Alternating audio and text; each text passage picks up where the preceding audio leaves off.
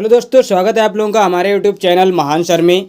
और दोस्तों, हम पढ़ रहे थे पॉलिटी में हमने जो पार्ट 1 था यानी भाग 1 जिसमें संघ और उसका राज्य क्षेत्र था वो हमने पढ़ लिया है। आज हम पढ़ेंगे नागरिकता। नागरिकता ये पार्ट 2 में आती है दोस्तों, तो आज हम इसको पढ़ने वाले हैं। इसको पढ़ने से पहले मैं आप लोगों को बता देता हूँ कि हमारी इतिहास की क्लासें कंप्लीट हैं और पॉलिटी की हमारी क्लासें चल रही हैं, जिसमें हमारी ये शायद आज 12वीं 13वीं क्लास है। और क्या कहता हूँ मैं, हमारी ज्योग्राफी की भी क्लास चल रही हैं। और अगर आप लोगों को जो हमारी हिस्ट्री की क्लास चल रही हैं, मतलब हिस्ट्री की क्लास जो कंप्लीट हो गई हैं, उनकी पूरी की पूरी प्लेलिस्ट हमारी बनी हुई है। उनकी मैराथन्स की भी प्लेलिस्ट बनी हुई है, आप चाहें तो वहाँ से देख सकते हैं। और उनकी जो पीडीएफ्स है बहुत शानदार पीडीएफ्स है। और उसकी जो पीडीएफ है वो मैंने कंप्लीट पीडीएफ उसकी बना दी है, मतलब एक ही पीडीएफ में आपको उसकी पीडीएफ मिल जाएगी। या फिर आपको अलग अलग चाहिए मैराथन की, मतलब जैसे मॉडर्न और आधुनिक और जो प्राचीन की, तो उसकी भी मैंने बना रखी है। लेकिन उसके लिए आपको कुछ ना कुछ अमाउंट पे करना होगा, जो कि मैंने उसके डिस्क्रिप्शन में डाल रखा है। तो आप वहाँ पे जाएंगे, उसके डिस्क्रिप्शन में जाएंगे तो वहाँ से आपको वो पे करके आपको मिल जाएगी।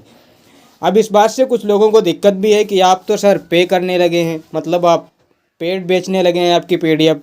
सर पीडीएफ बेचने का कोई मेरा औचित्य नहीं है, मैं पीडीएफ बिल्कुल नहीं बेचूंगा। लेकिन मेरी प्रॉब्लम ये है कि मैं इतना अच्छा कंटेंट लेके आता हूँ, इतनी बेहतरीन डिजाइनिंग करके लाता हूँ कंटेंट की, और वो भी बहुत स्ट्रक्चर्ड वे में, और फिर भी मुझे रिजल्ट नहीं मिलता है।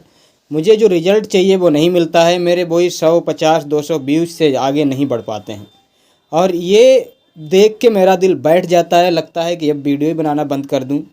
लेकिन कुछ लोगों के कमेंट आते हैं कि सर आप बहुत अच्छा पढ़ाते हैं, आज तक हमने ऐसा कोई पढ़ाने वाला नहीं देखा है। तो वो चीज़ मुझे मोटिवेट करती है और मैं उसके लिए फिर पढ़ाने के लिए फिर से तैयार होता हूँ।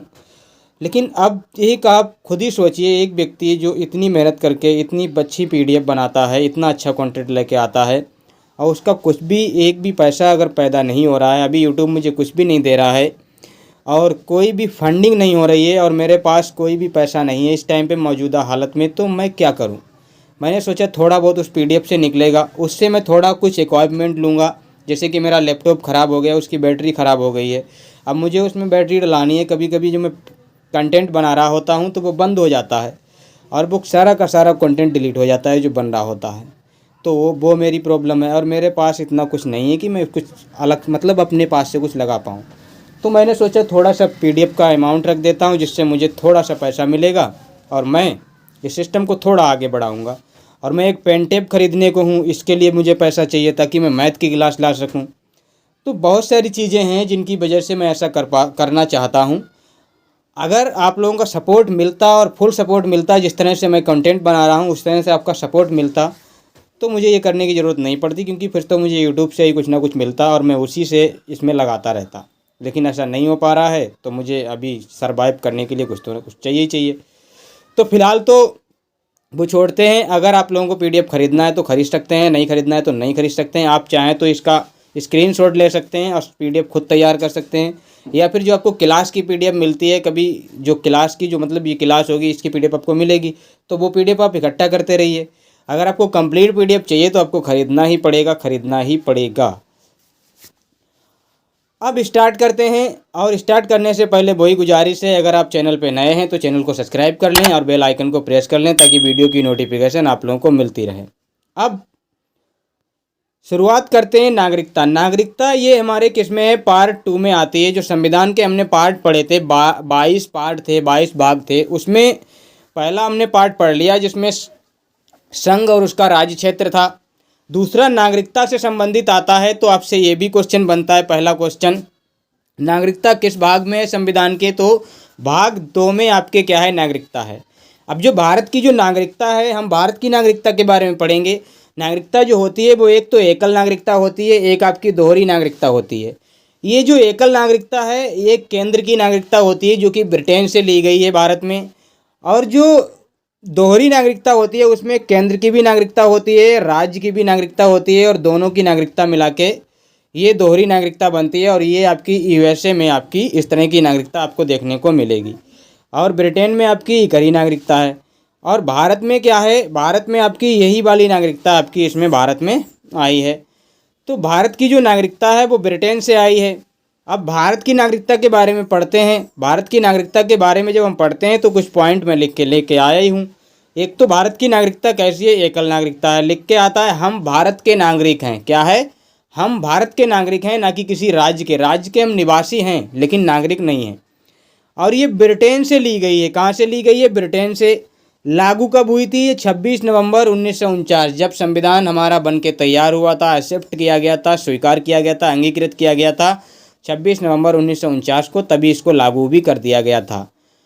और नागरिकता प्रदान करने का कार्य किसका है, मतलब कोई भी व्यक्ति है उसको नागरिकता देना है या उसकी नागरिकता छीनना है, ये सारे के सारे काम किसके हैं, ये संसद के हैं। और संसद में भी गृह मंत्रालय का कार्य है। किसका, होम मिनिस्टर का काम है, होम मंत्रालय का काम है। तो उसका ये काम है गृह मंत्रालय का, जो कि ये क्या करता है, नागरिकता को प्रदान करता है। अब हम भारत के नागरिक हैं तो हम भारत की नागरिकता के बारे में पढ़ेंगे। और नागरिकता जो है वो भाग 2 में है। और ये नागरिकता के जो आर्टिकल हैं वो आर्टिकल 5 से लेकर आर्टिकल 12 तक नागरिकता का कॉन्सेप्ट दिया गया है। अब इसमें जो आर्टिकल 5 से 11 तक दिया गया है, तो 5 से 11 तक, तो 5 से 8 तक आपकी एक तरफ की नागरिकता है और 9 से 11 आपकी अलग नागरिकता है। अब 9 से 11 और 5 से 8 ये क्या है सर, 5 से 8 का मतलब है संविधान लागू होने के समय कौन कौन भारत के नागरिक होंगे, ये बात 5 से लेके 8 अनुच्छेद में दी गई है। और जो नागरिकता के संबंध में कुछ शक्तियां हैं जो कि संसद को प्राप्त हैं, जैसे किसी की नागरिकता को वंचित करना है, नागरिकता से कोई संबंधित कानून बनाना है, तो ये सारे के सारे काम किसके पास हैं, ये संसद के पास में। और ये 9 से 11 तक आपके हैं। आगे बढ़ते हैं, नागरिकता को पढ़ते हैं। अब आर्टिकल हम कहाँ से कहाँ तक पढ़ने वाले हैं, आर्टिकल 5 से 8 को पढ़ेंगे। आर्टिकल 5 से 8 को हम पढ़ेंगे, जिसमें क्या है, संविधान लागू होने के समय कौन कौन भारत के नागरिक होंगे, इसके बारे में ये प्रावधान किए गए हैं। तो सबसे पहले आर्टिकल उठाते हैं 5। आर्टिकल 5 में क्या दिया गया है, आर्टिकल 5 में जो दिया है वो क्या है, संविधान लागू होने के समय, संविधान लागू होने के समय निवास के आधार पर नागरिकता, मतलब जब हमारा कॉन्स्टिट्यूशन लागू हुआ था उस समय निवास के आधार पर जो नागरिकता दी गई उसके बारे में बात करता है। निवास के आधार पर क्या नागरिकता की बात की गई, मतलब जो भारत के निवासी हैं उनके संबंध में बात की गई। अब ये जो आर्टिकल 5 है सबसे पहले लागू हुआ था, मतलब नागरिकता के मामले में सबसे पहले लागू हुआ था। और नागरिकता के मामले में क्या, यही सबसे पहले लागू ही हुआ है। सबसे पहले संविधान का अगर कोई आर्टिकल लागू हुआ है तो सबसे पहले आपका यही आर्टिकल लागू हुआ है। और नागरिकता के मामले में भी यही आर्टिकल लागू हुआ है सबसे पहले। अब इसमें जो निवास के आधार पर बातें की गई हैं, तो इसमें 3 बातें की गई हैं निवास के आधार पर। 3 शर्तों में से कोई एक शर्त अगर आप पूरी करते हैं तो आप क्या हैं, भारत के नागरिक हैं। क्या बात की गई है, कोई भी व्यक्ति भारत का नागरिक कब होगा, जब उसका जन्म भारत में हुआ हो। क्या है, उसका जन्म भारत में हुआ, या उसके माता पिता में से कोई एक भारत में जन्मा हो। तो क्या है, चाहे उसके माता पिता भारत में जन्मे हों तब वो भारत का नागरिक माना जाएगा, चाहे वो भारत में जन्मा हो तब भी उसका क्या है, वो क्या माना जाएगा, नागरिक माना जाएगा। लेकिन ये कब की बात हो रही है, जब संविधान लागू हुआ था तब की बात है, उस समय की बात है। उस समय का जो भारत में जो भी निवास कर रहा था उसकी बात कर रहे हैं। या फिर क्या है, संविधान लागू होने से 5 वर्ष पहले से भारत में रह रहा है, मतलब कोई ऐसा व्यक्ति है जो भारत का नहीं है लेकिन संविधान लागू होने से पहले से ही 5 वर्ष भारत में रह रहा है, मतलब 1945 से वो भारत में रह रहा है और संविधान लागू हुआ 1950 में। तो 5 साल से अगर वो रह रहा है तो भारत का नागरिक बन सकता है। ये बात आर्टिकल 5 में की गई है। अगर अभी भी समझ में नहीं आई है तो एक बार फिर से सुनिए। आर्टिकल 5 क्या कहता है, जब हमारा संविधान लागू हुआ था तब कौन कौन भारत के नागरिक होंगे, ये बात की गई।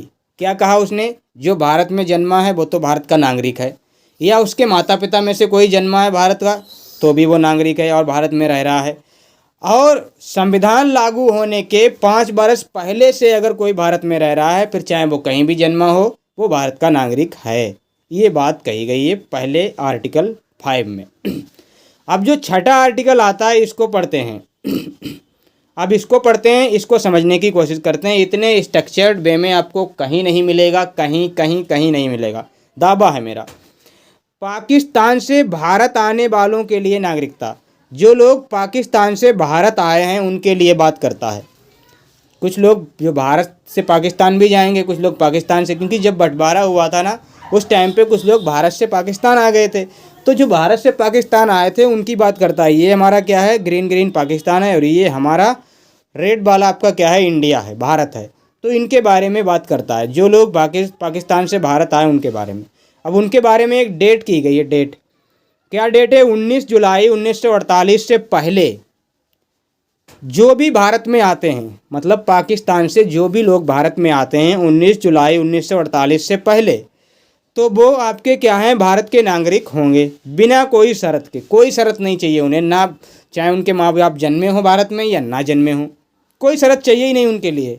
बस क्योंकि उस टाइम पे तो इंडिया पाकिस्तान एक ही था, तो सबको सब भारत में ही जन्मे होंगे। तो क्या है, 19 जुलाई 1948 से पहले क्या कहा गया कि जो भी व्यक्ति, चाहे वो पाकिस्तान में जन्मा हो चाहे वो भारत में जन्मा हो, अगर पाकिस्तान में जन्मा है, मतलब पाकिस्तान से भारत आया है, तो अगर वो 19 जुलाई 1948 से पहले आ गया है तो वो बिना शर्त के, बिना कोई शर्त के हमारा नागरिक होगा, भारत का नागरिक होगा।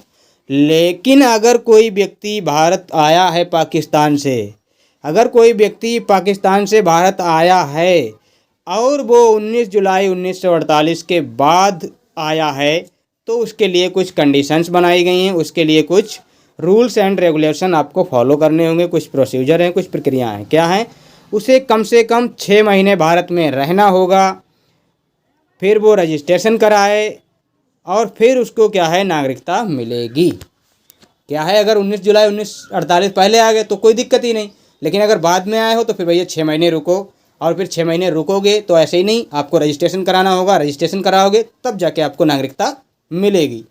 अब आगे बढ़ते हैं और अगले आर्टिकल की तरफ। अब आर्टिकल 7 क्या कहता है, हमने आर्टिकल 5 पढ़ लिया, हमने आर्टिकल 6 पढ़ लिया, अब हम पढ़ेंगे आर्टिकल 7 को। क्या है आर्टिकल 7, क्या बोलता है, भारत से पाकिस्तान जाने वाले तथा फिर भारत आने वालों के लिए नागरिकता। कुछ लोग ऐसे हैं जो भारत से पाकिस्तान चले गए थे उस टाइम पे, क्योंकि देश का बंटवारा हो रहा था, तो कुछ लोगों को इधर से उधर जाना पड़ा, उधर से इधर आना पड़ा। तो कुछ लोग भारत से जो पाकिस्तान गए और लेकिन उन्हें नहीं अच्छा लगा तो फिर से भारत में आए, तब उनके लिए अलग कॉन्सेप्ट दिया गया, उनके लिए आर्टिकल 7 कहता है। और आर्टिकल 7 क्या कहता है, जो लोग, ये मैंने देखो कितने अच्छे तरीके से एरो बनाए हैं, ये भारत है, भारत से लोग पाकिस्तान गए, और जो लोग फिर भारत जाके भारत से पाकिस्तान गए और पाकिस्तान से फिर भारत आ गए, उनके लिए ये बात की गई है।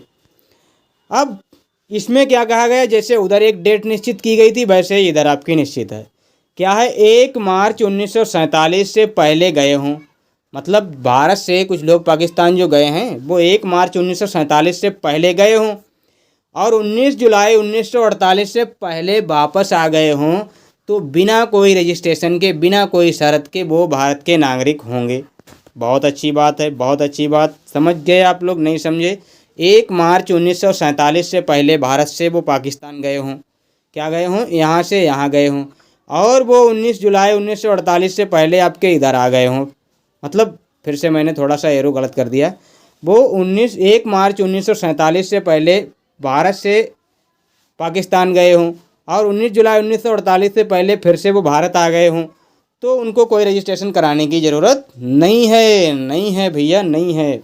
लेकिन अगर वो 1 मार्च 1947 के बाद गए हैं तब तो प्रॉब्लम है। तब कहा गया है, क्या कहा गया है, तब अगर वो वापस आते हैं तो उनको रजिस्ट्रेशन कराना पड़ेगा सबसे पहले, फिर 6 महीने उनको रुकना पड़ेगा, तब जाके नागरिकता मिलेगी। ये बात की गई है। क्या है, पहले आए, देखिए अब यहाँ पे दोनों बातों में कंसेप्ट अलग अलग है। यहाँ पे क्या था, यहाँ पे वो क्या था, कम से कम 6 महीने भारत में रहें फिर रजिस्ट्रेशन कराएं, नागरिकता मिल जाएगी। और यहाँ पे क्या कहा गया है, यहाँ पे कहा गया है वो नागरिकता का रजिस्ट्रेशन कराएं फिर 6 महीने भारत में रहें तब जाके नागरिकता मिलेगी। और ये बात है 1 मार्च 1947 के बाद अगर भारत से पाकिस्तान गए हैं और पाकिस्तान से भारत आए हैं तब की बात है। अब आर्टिकल 8 बात करता है। देखिए ये तो बातें थीं भारत से पाकिस्तान जाने की और पाकिस्तान से भारत आने की बातें थीं। ये दो पड़ोसी देशों के मामले थे तो इन्होंने अपने तरीके से सुलझा है। लेकिन अगर कोई भारत का व्यक्ति किसी अन्य देश में रहता है, मतलब वो पाकिस्तान में नहीं किसी अन्य देश में रहता है, तब के लिए क्या है। आर्टिकल 8 उसके लिए बनाया गया है। क्या कहा गया है? वह विदेशी व्यक्ति जो भारतीय मूल का हो, मतलब भारत का है लेकिन विदेश में रहता है तो वो क्या हो गया? विदेशी हो गया। परंतु संविधान लागू होने के समय भारत में रह रहा हो, लेकिन जिस टाइम पे संविधान लागू हुआ था सर, तब तो वो भारत में ही था, हमने देखा भी था उसको, तो भारत में था, हाँ था। तो अच्छा, उसके लिए कुछ अब कहाँ है? अब तो सर लगता है कहीं सऊदी में है या कहीं और है, जॉर्डन है, मिस्र है, जापान है या यूएसए में है, कहीं भी है। ये बात, ऐसी बातें होती हैं कि मतलब एक व्यक्ति जो भारत का तो है लेकिन कहीं अन्य देश में रह रहा है, लेकिन वो संविधान लागू होने के समय भारत में था, तो उसकी नागरिकता का सर क्या करें? उसकी नागरिकता के लिए ये क्या हमने शर्तें बनाई तो हैं, यही उसको बताना। क्या हैं वो शर्तें? उसके माता पिता, दादा दादी, नाना नानी में से कोई एक भारत का हो, एक तो कोई कम से कम भारत में जन्मा हो, कोई ना कोई तो भारत में जन्मा हो। यहाँ पे क्या है? भारत में ना रह रहा हो। देखिए मैं यहाँ पे फिर से थोड़ा सा पढ़ने में मैं दिक्कत कर जाता हूँ। और क्या है?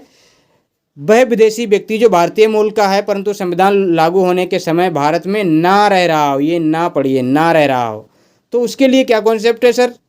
सर कॉन्सेप्ट उसके लिए क्या है? यही कॉन्सेप्ट है, वो विदेश में रह रहा है, चलो कोई बात नहीं, देखो पता करो उसके नाना नानी, दादा दादी या माता पिता में से कोई एक भारत में जन्मा है, देखो डिटेल चेक करो उसकी सारी की सारी।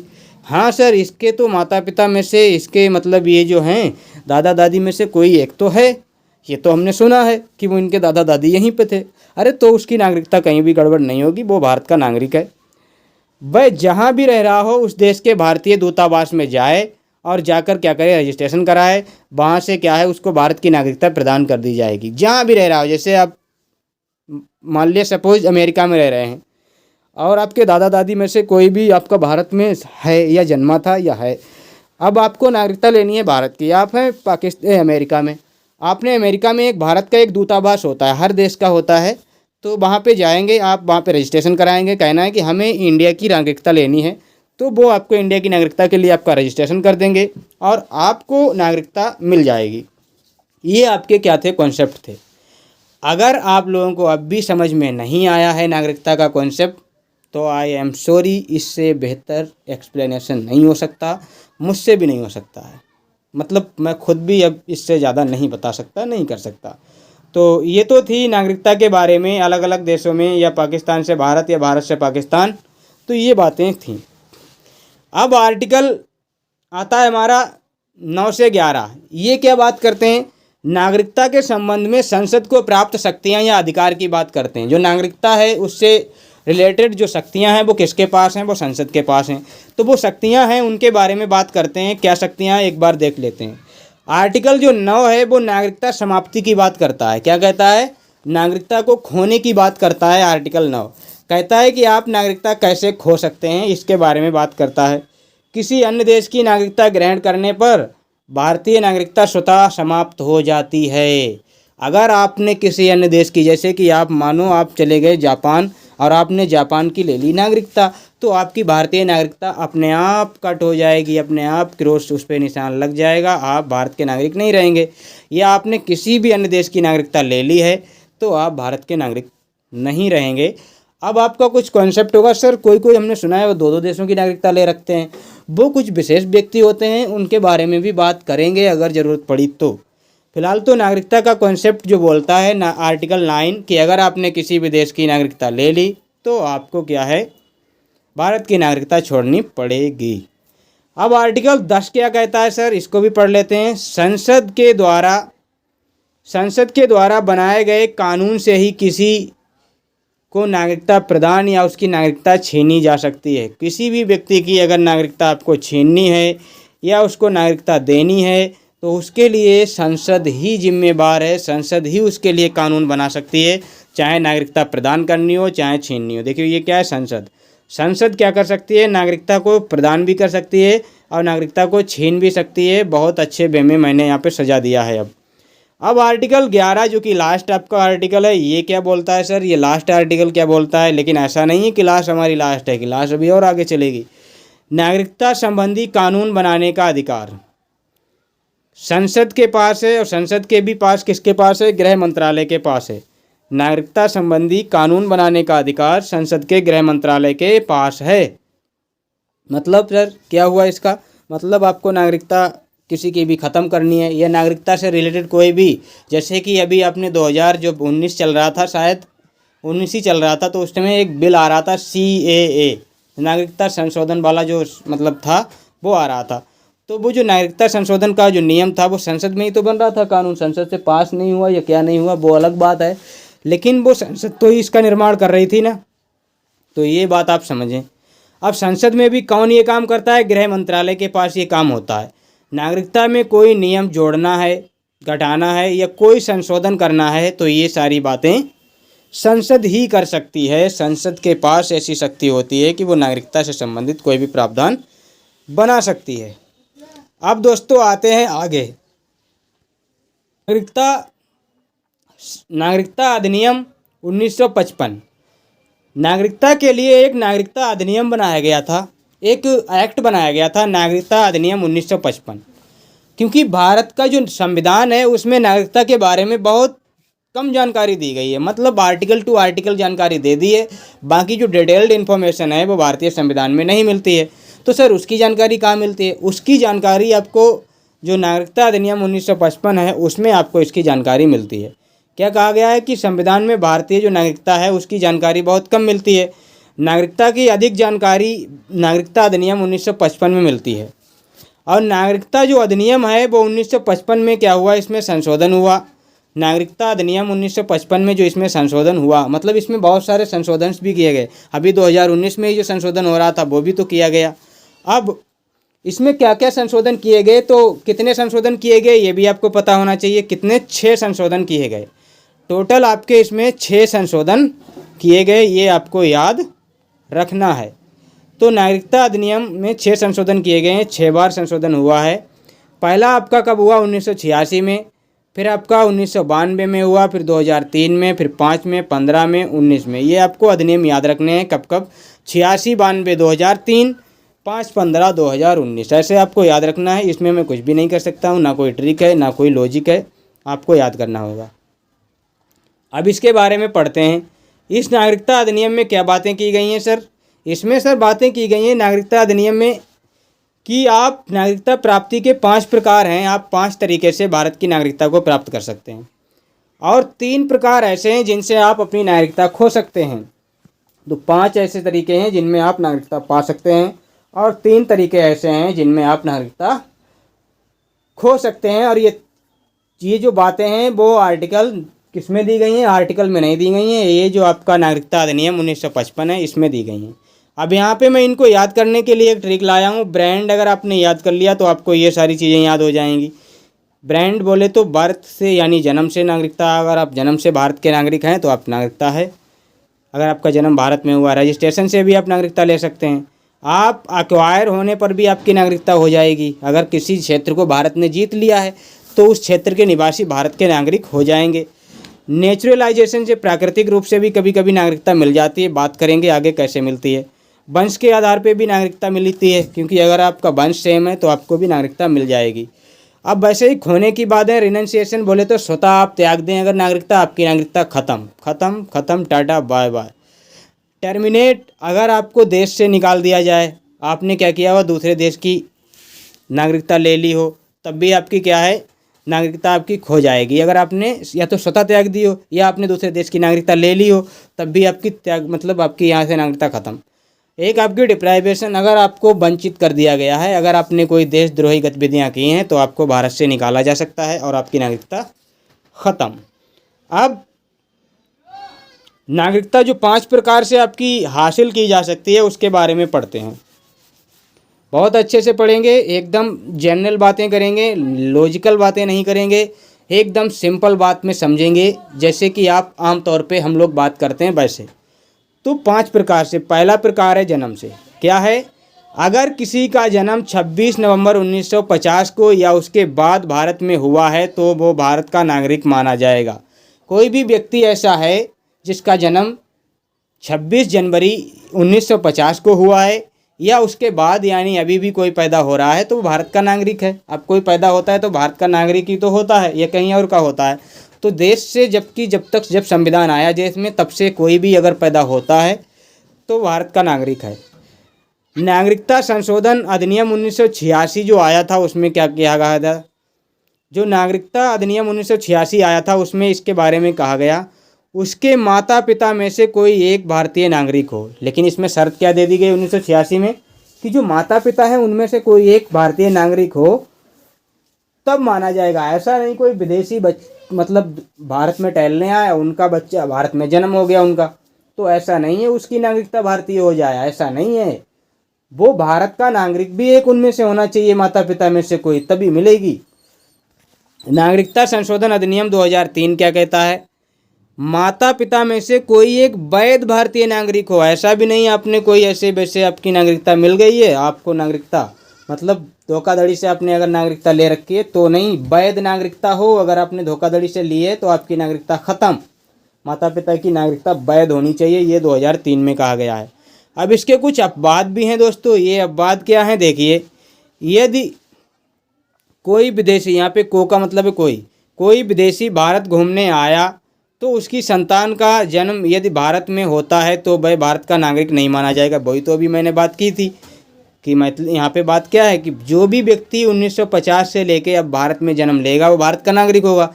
तब तो ये वाली बात बिल्कुल फिट बैठनी चाहिए थी कि अगर कोई विदेशी भारत में आया, उसका जन्म बच्चे का हो गया तो वो भारत का नागरिक हो जाएगा। लेकिन मैंने आपको पहले ही सचेत कर दिया, तब वो भारत का नागरिक नहीं होगा। क्यों? क्योंकि ये पॉइंट क्या कह रहे हैं, उसके माता पिता में से कोई एक नागरिक होना चाहिए और वो भी वैध नागरिक होना चाहिए।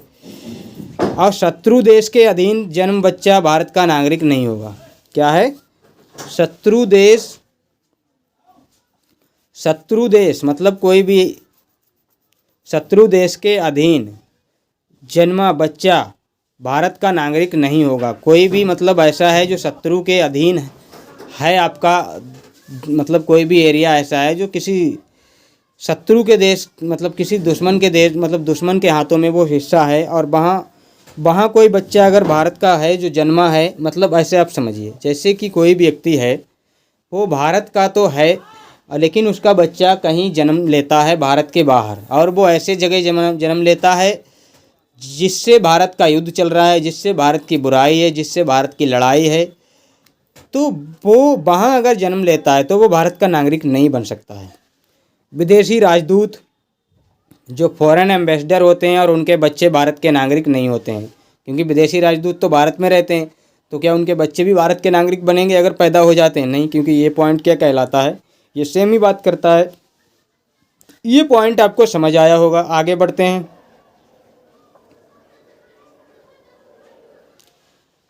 रजिस्ट्रेशन के द्वारा नागरिकता कैसे मिलेगी? रजिस्ट्रेशन के द्वारा देखिए, भारतीय मूल का व्यक्ति जो भारत से बाहर रह रहा हो, किसको मिलेगी? जो भारत से बाहर रह रहा हो उसको। अब यहाँ पे बाहर का बाहर लिख गया है, इससे आप मुझे जज मत कीजिएगा। मतलब जो व्यक्ति भारत का है लेकिन बाहर रह रहा है तो उसके लिए ये पंजीकरण के द्वारा नागरिकता की बात करते हैं। कोई विदेशी महिला जिसने भारतीय से शादी कर ली है, भारतीय पुरुष से शादी कर ली है कोई विदेशी महिला, तो उसकी नागरिकता भारतीय हो जाएगी, लेकिन रजिस्ट्रेशन के द्वारा। राष्ट्रमंडल देशों के ऐसे नागरिक जो भारत में नौकरी कर रहे हैं, जो राष्ट्रमंडल देश हैं जिन पे ब्रिटेन का कभी कब्जा हुआ करता था, वो देश अगर भारत में वो उन देशों के लोग यानी नागरिक भारत में कहीं भी नौकरी कर रहे हैं तो वो लोग अगर चाहें तो भारत की नागरिकता ले सकते हैं। ये लोग जो भारत से बाहर के हैं, भारत से बाहर रह रहे हैं, कोई विदेशी महिला जिसने भारतीय से शादी कर ली है, या कोई भी राष्ट्रमंडल देश का नागरिक जो भारत में नौकरी कर रहा है, वो रजिस्ट्रेशन के द्वारा आपकी नागरिकता ग्रहण कर सकता है भारत की। और रजिस्ट्रेशन के बाद उसको 7 वर्ष भारत में रहना होगा, भारत की नागरिकता आपको मिल जाएगी। रजिस्ट्रेशन के बाद कितने? 7 वर्ष रहना होगा। कोई भी अगर भारत की नागरिकता लेना चाहता है तो वो रजिस्ट्रेशन कराए और 7 वर्ष भारत में रहे, नागरिकता मिल जाएगी। अब एक्वायर क्षेत्र समाविष्टि से क्या मतलब है सर? क्षेत्र समाविष्टि से ये है, भारत सरकार द्वारा किसी नए राज्य को अर्जित करने पर उस राज्य के निवासी जो हैं वो भारत के नागरिक हो जाते हैं। जैसे जो 36वां संविधान संशोधन हुआ था ना 1975 में, उसमें सिक्किम को भारत में मिला लिया गया था, तो सिक्किम के जो भी नागरिक थे वो भारत के नागरिक होंगे कि नहीं होंगे? बिल्कुल सही बात है सर, वो भारत के नागरिक होंगे। तो ये बात आपको समझ आई होगी। अब यहाँ पे देखते हैं नेचुरलाइजेशन, प्राकृतिक रूप से देशीयकरण से भारत की नागरिकता के बारे में बात करते हैं। नेचुरलाइजेशन से, प्राकृतिक रूप से, देशीयकरण से कैसे भारत की नागरिकता मिलेगी? नेचुरली रूप से कैसे? नेचुरली रूप से देखिए कैसे, आपको समझना है। बड़े इस नेचुरली रूप को आप हमेशा भूल जाते हैं। अब इस नेचुरली रूप को नागरिकता कैसे मिलती है आप इसको समझिए। इसे बड़ा नेचुरली रूप में ही समझना है। नेचुरली रूप से दे रहे हैं नागरिकता तो नेचुरल रूप से ही समझते हैं, प्राकृतिक रूप से ही समझते हैं। कैसे? कोई विदेशी व्यक्ति जो कि भारत की नागरिकता लेना चाह रहा है, जैसे कोई व्यक्ति है अपने स्वभाव से, अपने नेचर से उसको लगता है कि हम भारत की नागरिकता ले लेते हैं, बड़ा अच्छा देश है, बड़ी अच्छी कल्चर है, चलो भारत का क्या कर लेते हैं, नागरिकता ले लेते हैं। उसके स्वभाव में ये है, उसको उसका नेचर ऐसा है कि वो चाहता है कि हम भारत की नागरिकता ले लें। ठीक है, तो 14 वर्ष से वो भारत में रह रहा हो इसके लिए। अब जो व्यक्ति 14 वर्ष से भारत में रह रहा है तो क्या उसको भारत की नागरिकता नहीं मिलनी चाहिए? क्या अब वो विदेश जाने की सोचेगा? क्या वो अपने देश लौटने की सोचेगा? जो 14 वर्ष से रह रहा है भैया, तो उसको भारत की नागरिकता दे दी जानी चाहिए। नेचुरली रूप से बनता है, उसको देना चाहिए। हाँ, ये तो बात सही है। या कोई व्यक्ति है जो भारत सरकार की सेवा में है, उसकी नौकरी ही भारत में लगी हुई है, या तो वो नौकरी छोड़े तो अपने देश जाए, या फिर वो भारत में रह रहा है तो नौकरी तो करनी पड़ेगी, तो क्या उसको भारत की नागरिकता नहीं मिलनी चाहिए? बिल्कुल मिलनी चाहिए सर। तो हम इस नेचुरलाइजेशन को नेचुरलाइजेशन से ही समझ लेते हैं। लेकिन इसमें कहा क्या गया है, अगर 14 वर्ष से कोई व्यक्ति नागरिकता लेना चाह रहा है, 14 वर्ष से भारत में रह रहा है या भारत में नौकरी कर रहा है, तो उसका ये सब मिला के वो कभी कभी अपने देश भी जाता होगा। हाँ सर, जाता तो है, कभी कभी ऐसे महीने 2 महीने के लिए भी रुकता है अपने देश में, कभी कभी तो साल भर भी रुक जाता है सर। तो उसको देखो, अगर 14 वर्ष से वो भारत में काम कर रहा है, रह रहा है, तो देखो 11 वर्ष तक क्या उसका यहाँ पे जो अटेंडेंस है, मतलब भारत में वो 11 वर्ष तक क्या वो रहा है? हाँ, चेक करते हैं। अगर आपने देख लिया कि हाँ 11 वर्ष से तो भारत में है लगभग, तो भारत की नागरिकता दे दो, उसको दे दो नेचुरल रूप से। लेकिन कैसे? वो ही करना तो रजिस्ट्रेशन ही पड़ेगा। संविधान की 8वीं अनुसूची में वर्णित 22 भाषाओं में से किसी एक का अच्छा जानकार भी होना चाहिए। अब वो इतने दिन से रह रहा है किसी एक पार्टिकुलर एरिया पे, तो क्या उसको एक अच्छी भाषा का ज्ञान नहीं हो पाया होगा? क्या वो भारत की भाषा का अच्छा जानकार नहीं हो पाया होगा? बिल्कुल होगा सर, जो भारतीय संविधान में वर्णित हैं। और फिर उसको क्या करना होगा? आवेदन करना होगा, और आवेदन करने के बाद उसे 1 वर्ष के अंदर नागरिकता मिल जाएगी। ये क्या है? नेचुरली तरीका ही तो है, बिल्कुल नेचुरल तरीका है, देशीयकरण से तरीका है, देशीयकरण इसको बोलते हैं। अब डिसेंट के आधार पर, वंश के आधार पर नागरिकता सर कैसे मिलेगी?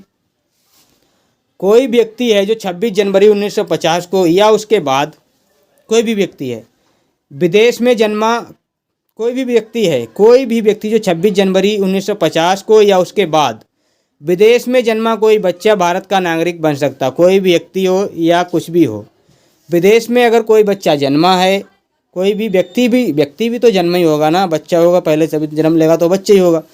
तो विदेश में अगर 26 जनवरी 1950 के बाद किसी भी बच्चे का जन्म कहीं भी अलग देश में होता है, वो भारत का नागरिक बन सकता है। कब? ये तो उसके माता पिता में से कोई एक भारत का नागरिक हो। सर ये बात है, हाँ यही बात है सर। तो ये तो सर सही है, अगर कोई विदेश में जन्मा है और भारत का नागरिक उसका मतलब माता पिता में से कोई है, ये तो बात हम पहले भी कर चुके हैं सर। हाँ, वही बातें सेम घुमा फिरा के कही जा रही हैं। वंश के आधार पर यही होता है, क्योंकि वंश तो उसका भारत का ही है ना, उसके माता पिता तो भारत के ही है ना। हाँ बिल्कुल सर, अगर वो विदेश में अब वो रह रहे हैं, काम कर रहे हैं, तो उनका जन्म अगर वहाँ पे हो गया है, कोई दिक्कत नहीं, भारत का नागरिक है। बस वो क्या करे, वो करे क्या, अभी बताते हैं सर। नागरिकता संशोधन अधिनियम जो दिसंबर 1992 में आया था, उपरोक्त शर्त को दोहराया गया था। इसी शर्त को क्या किया गया था, इसमें दोहरा दिया गया था। इसमें इसी शर्त के बारे में बात की गई थी, जो 1992 का जो संशोधन आया था 10 दिसंबर को। इसमें क्या कहा गया था, यही सेम टू सेम रिपीट कर दी गई इस अधिनियम में। और 3 दिसंबर 2004 के बाद कोई बच्चा अगर जन्मा है विदेश में, तो उसके लिए क्या कॉन्सेप्ट क्या किया गया कि 1 वर्ष के भीतर उसे भारतीय कांसुलेट में यानी दूतावास में जाकर आवेदन कराना होगा। भारतीय जो दूतावास, इसको कांसुलेट कहते हैं, जहाँ पे नागरिकता के लिए रजिस्ट्रेशन होता है ना, उसको कांसुलेट कहते हैं या फिर दूतावास कहते हैं। तो वहाँ पे जाए, रजिस्ट्रेशन करा दे और नागरिकता मिल जाएगी वंश के आधार पर। क्या कहोगे कि सर हम भारत के रहने वाले हैं और हमारा वंश जो है वो भारत से ही संबंध रखता है, और हमारा जो बच्चा है वो यहाँ पे जन्म में हुआ है, तो हम उसकी नागरिकता, भारतीय नागरिकता दिलाना चाहते हैं, तो उसके लिए रजिस्ट्रेशन कराना है।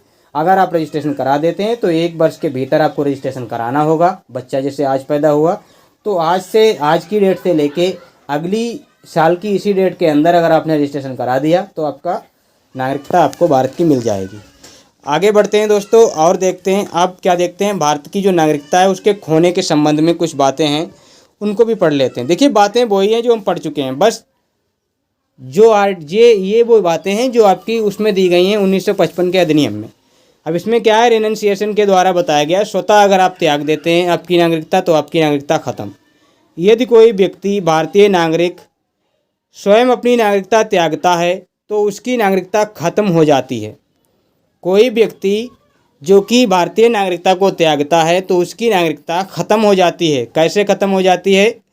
क्योंकि उसने भारतीय नागरिकता त्याग दी, तब तो खत्म हो जाएगी, क्योंकि उसने स्वतः त्यागी है तो खत्म होना ही होना है, बिल्कुल सही बात। लेकिन जब भारत का किसी देश से युद्ध चल रहा हो तब केंद्र सरकार ऐसे पंजीकरण पर ध्यान नहीं देगी, तब वो नहीं त्याग सकता। क्योंकि आप त्यागेंगे तो कोई रजिस्ट्रेशन, जैसे आप कहीं काम कर रहे हैं तो आपको वहाँ से छुट्टी लेनी है या आपको वहाँ से रिजाइन देना है तो आपको फॉर्म तो भरना ही पड़ता है, रजिस्ट्रेशन तो करना ही पड़ता है। तो अगर कहीं से युद्ध चल रहा है भारत का, आप कह रहे हैं सर हमें आपकी नागरिकता नहीं चाहिए, अरे हटाओ इसको, तब ये पंजीकरण आपको अलग हटा के रख दिया जाएगा। सरकार कहेगी अभी रुक जाओ, अभी युद्ध चल रहा है। उसके नाबालिग बच्चों की भी नागरिकता ख़त्म हो जाती है। उसके नाबालिग जो बच्चे हैं उनकी भी नागरिकता ख़त्म हो जाती है। 18 वर्ष आयु होने पर वो पुनः भारत की नागरिकता ले सकते हैं। जैसे किसी व्यक्ति ने स्वतः अगर नागरिकता त्याग दी है तो उसके बच्चों की भी नागरिकता ख़त्म हो जाएगी। लेकिन अगर वो चाहे 18 साल के जब उसके बच्चे हो जाएं तब वो भारत की नागरिकता ले सकते हैं। दूसरा क्या है, टर्मिनेशन बोले तो पर्यायवसन मतलब कोई व्यक्ति अगर उसने क्या किया है, किसी अन्य देश की नागरिकता ले ली है, मतलब वो अब यहाँ से चला गया है, तो भी उसकी नागरिकता क्या है, भारतीय नागरिकता ख़त्म हो जाएगी। किसी अन्य देश की नागरिकता लेने पर भी भारत की नागरिकता आपकी ख़त्म हो जाती है, ये टर्मिनेशन कहलाता है। लेकिन जब भारत का किसी से युद्ध चल रहा हो तब सरकार ऐसी बातों पर ध्यान नहीं देती है, तब भारत की जो नागरिकता है वो उस टाइम पे नहीं छोड़ सकता है जब कहीं से युद्ध चल रहा है। अगली बात क्या है, डिप्राइवेशन, यदि आपको वंचित कर दिया जाए भारत से, मतलब आपने कोई देशद्रोही काम कर दिया, कुछ भी भारत के बारे में अनाप शनाप या कोई ऐसी डिटेल जो विदेशों को दे दी, तो आपने, या फिर धोखाधड़ी से आपने भारत की नागरिकता ले रखी है, जैसे कि लोग जासूस करते हैं, जासूसी उस तरह वाली बात, तो आपकी भारतीय नागरिकता ख़त्म हो जाएगी। कैसे? यदि कोई धोखाधड़ी से नागरिकता प्राप्त कर ली है तब भी वो ख़त्म कर दी जाएगी। देश विरोधी गति करने पर आपने कोई भी सीक्रेट जो कोई भी बातें हैं वो अपने किसको दे दी, पाकिस्तान को, या कोई भी भारत का जो शत्रु देश है उसको, तब भी आपकी वो क्या है, ख़त्म हो जाएगी नागरिकता। युद्ध के समय शत्रु की सहायता करना, युद्ध चल रहा है और आप दूसरे देश की सहायता कर रहे हैं तब भी आपकी नागरिकता ख़त्म।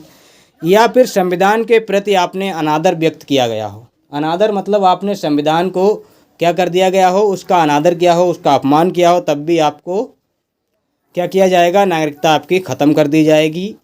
या फिर आप 7 वर्ष से भारत में रह ही नहीं रही हैं, आपको 7 सालें हो गई हैं, आप भारत से बाहर चले गए हैं और भारत आने का नाम ही नहीं ले रहे हैं, तब भी आपकी नागरिकता ख़त्म हो जाएगी, डिप्राइवेशन, वंचित आपकी कर दी जाएगी। तो ये सारा कॉन्सेप्ट था आपका नागरिकता का। तो नागरिकता आपका ये जो कॉन्सेप्ट है ये आपको समझ में आया होगा, पूरा का पूरा कॉन्सेप्ट। एक ही वीडियो में हमने इसको कवर करने की कोशिश की है और ज़्यादा वीडियो को लंबा भी नहीं किया है और एक ही वीडियो में नागरिकता ख़त्म हो गई है। तो ऐसा पहली ही बार हो रहा होगा कि इतनी छोटी वीडियो में और इतने अच्छी तरीके से इस नागरिकता जैसे टॉपिक को ख़त्म किया गया है। तो आपको अगर टॉपिक अच्छा लगा है, वीडियो अच्छी लगी है, तो वीडियो को लाइक करें और हमारे चैनल को सब्सक्राइब करें और बेल आइकन को प्रेस करें ताकि वीडियो की नोटिफिकेशन आप लोगों को मिलती रहे और आप लोग हमारी वीडियो देख पाएँ सबसे पहले। और अगर आप लोगों को पीडीएफ चाहिए तो पीडीएफ के लिए ये वाला आपका टेलीग्राम चैनल आप ज्वाइन कर लीजिए। यहाँ पे आपको पीडीएफ का लिंक मिल जाएगा, वहाँ से आप पीडीएफ को डाउनलोड कर सकते हैं। तो मिलते हैं नेक्स्ट वीडियो में, तब तक के लिए